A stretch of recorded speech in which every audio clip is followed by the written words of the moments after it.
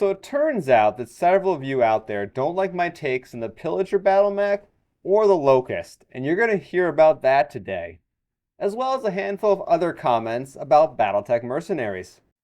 But before we get there, I had a whole lot of comments kind of along this line, like by Andrew T3768. Man, I can't wait for my stuff to ship. I'm stoked. Thanks for the video. Apparently, I was one of the first people to actually get the Kickstarter delivered, which led to this next question or comment right here. Roshi5573 asked, is this part of the Kickstarter or promo? Now, I'm assuming what this person was asking is if this video that I was making here was somehow related to the official Kickstarter. And the answer to that is no, as I kind of replied that here. I don't work for tabletop game companies. In fact, if you didn't know, I sell competing products to them back here. So I don't actually have like contracts with Catalyst Game Labs, or in this case, Quartermaster Logistics was the company handling the distribution of the Kickstarter. Now, all that being said, if I was Quartermaster Logistics, what I would be doing as kind of an add-on service to what they offer game companies is I would be figuring out everybody that has any sort of YouTube channel and doing my best to figure out who they are in the real world. And then therefore, when a particular Kickstarter ships, you send the stuff out to the YouTube guys first to build hype. I have no idea if that's actually what happened, but to be honest with you, I would not be surprised if that was the case with this Kickstarter or other Kickstarters. So Tolmai Cuss 4805, I don't think that's anything offensive, says, I am the ambassador for the Marian hegemony. I was sent to declare war on your channel. I'm not sure what that means, but if we are ever in the same event hall, I will have many powerful hegemony battle mechs that challenge the back of your mechs. Just a warning. Good video, even if you have weak forces.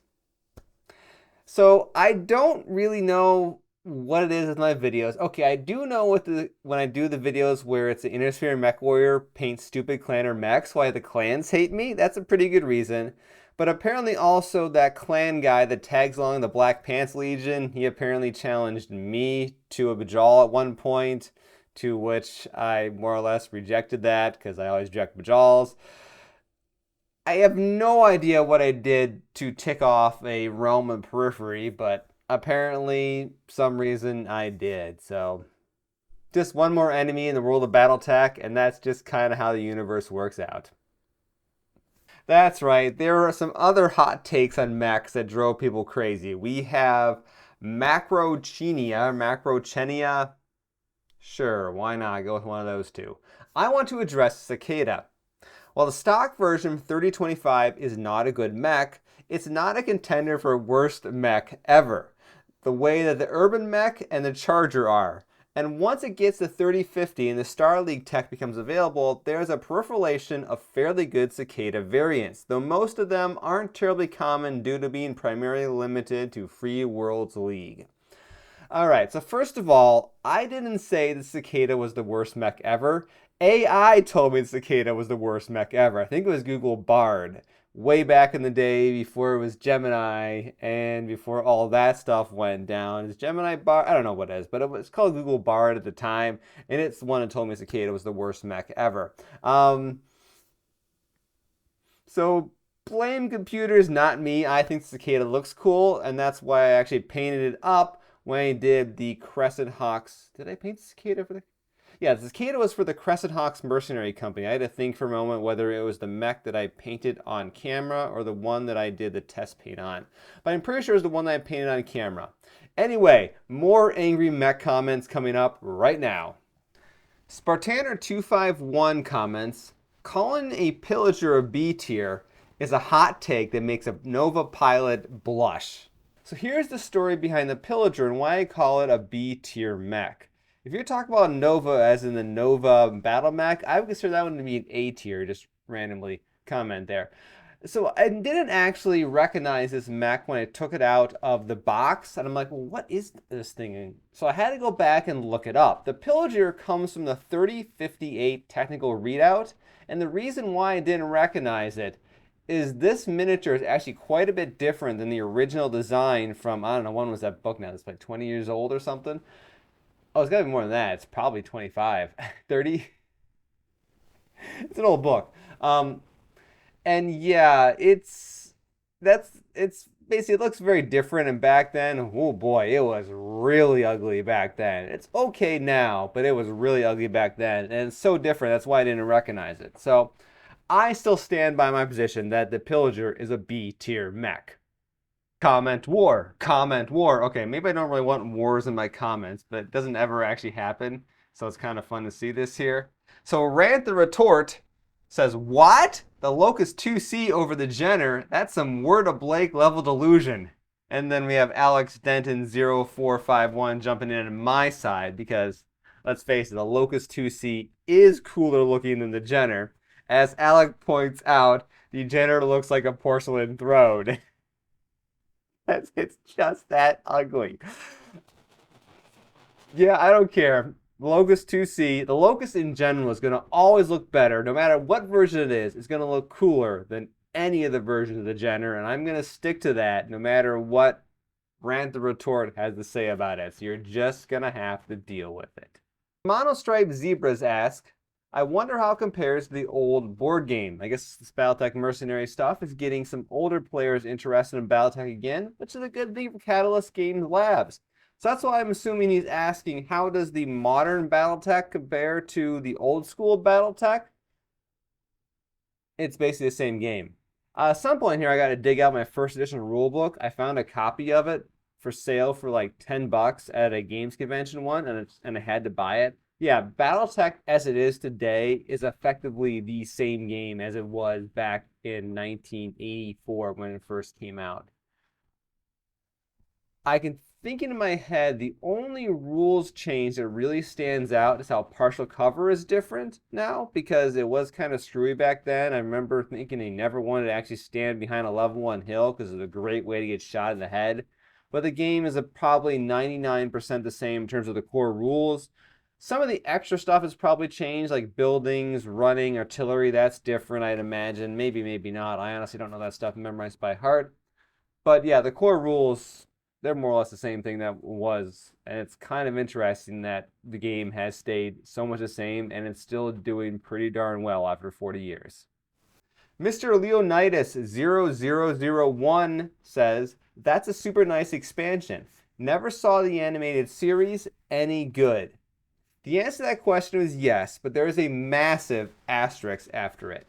Battletech the Animated Series is definitely a kid's cartoon show, and it is a kid's cartoon representation of the Battletech universe. So if you're expecting some like amazing animated series, you're probably going to be disappointed. If you're expecting the best children's animated series ever, you probably got about your right level of expectation there. There's definitely a lot of goofiness compared to how you would think Battletech should work. But it's not half bad being that it's a kid's show. And back when it came out, I would have been, I think, 10, somewhere in that age range. The CG animation scenes where they go to the enhanced image was like the coolest thing I've ever seen. And honestly, it's one of those things you look back and it's like, yeah, that is one of the coolest things I've ever seen. And it kind of affects how you view certain things, how some of your idea formation is. Like, some of the artwork and design and trying to go for Caladagia when it comes to some of the sensor screens are actually based on my recollections of how the enhanced imaging stuff looks. I was like, this is so cool. And I remember as a kid, it's like the amount of, nostalgia there is just incredible. Anyway. Very Silent Mouse says, Hetzer gonna Hetz.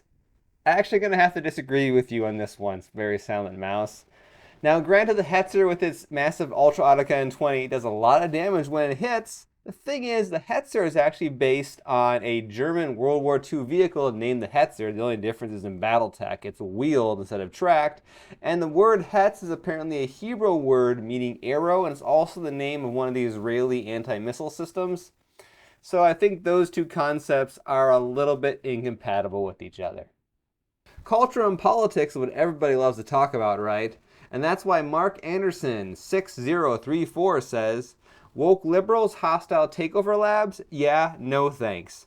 And then he goes on to make some other comments pertaining to the idea that Catalyst Games Labs and Battletech has gone woke. So I'm actually going to be doing a video on this topic. I've been diving into it a fair bit, trying to understand exactly what is going on and hopefully break it down.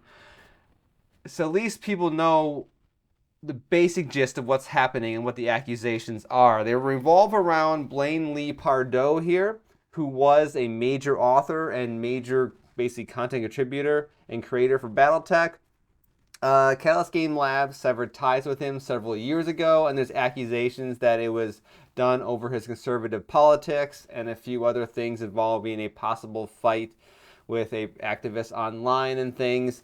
There's also comments pertaining to something called the Pride Anthology, which is a fan-made series of Battletech fan fiction stories or short stories released for Pride Month each year that feature LGBT characters. And if it wasn't for the fact that the Blaine Lee Pardoe things went down, no one would probably care about this issue going on with the Pride Anthology. And there's assorted other complaints about some of the new authors making claims about old characters, and then some issues with some of the terms of service on the Catalyst Games Labs Discord. So it goes pretty deep. And the thing is, irregardless of where you fall on any of these particular issues, the challenge a company has when it comes to things like this is, frankly, in the past, you look at things like Bud Light and Target embracing certain ideologies, have wiped out billions of dollars from the values of some of these companies, at least even for short term, maybe even longer term, and has changed policy course changes and things. So for a small company like Catalyst Games Labs, even if maybe they're not necessarily doing this intentionally,